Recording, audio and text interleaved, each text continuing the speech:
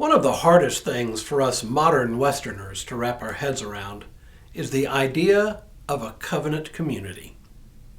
Okay, I know that's a mouthful, so let me explain. Hello, I'm Stuart Baskin, pastor of First Presbyterian Church of Tyler, Texas, and this is your daily devotional for Friday, March 18th, 2022. One of the most basic ideas governing modern Western thought is the idea that the individual is the center of meaning and value.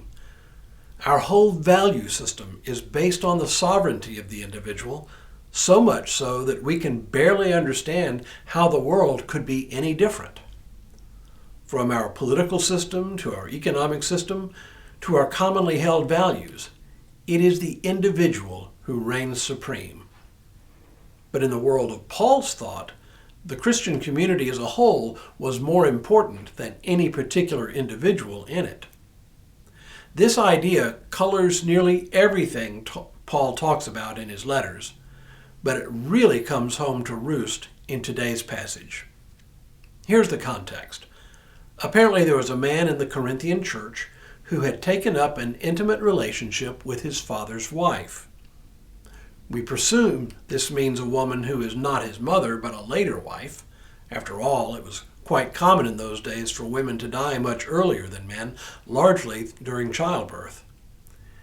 In this case, we don't know if the father is even still alive or if the two are simply estranged. It almost doesn't matter, though.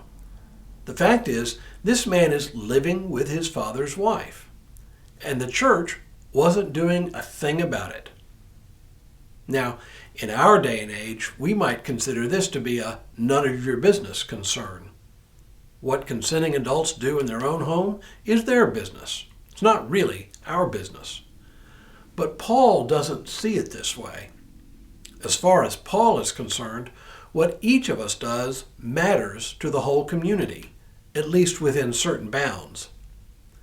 As he chides the Corinthians for not expelling this man from the church, he says, It is actually reported that there is sexual immorality among you, and of a kind that is not found even among pagans.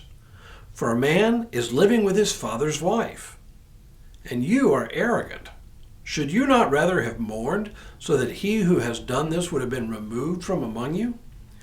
Your boasting is not a good thing. Do you not know that a little yeast leavens the whole batch of dough?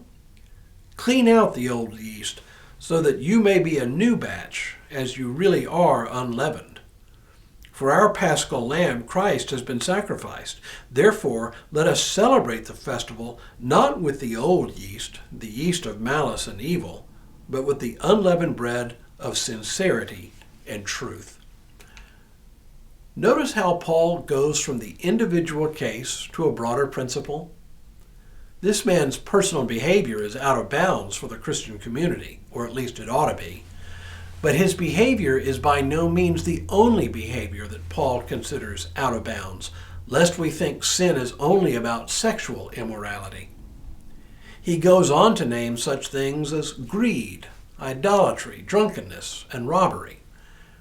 And it's not just a matter of excluding people who have committed these or other kinds of sins. After all, people can certainly repent and come clean. No, the problem is the community turning a blind eye to these things as though they were purely private matters. Paul is convinced that countenancing such behavior has a corrupting influence on the whole church. The only way to protect the community of the faith is to exclude people who persist in these things.